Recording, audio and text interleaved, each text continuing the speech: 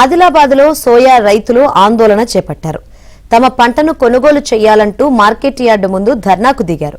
Market యార్డుకు తీసుకొచ్చిన సోయాను అధికారులు కొనుగోలు చేయకపోవడంతో రైతులు ఆందోళనకు దిగారు. నాణ్యత లేదని, పంటను తిప్పి పంపడం సరికాదని రైతులు ఆగ్రహం వ్యక్తం చేశారు.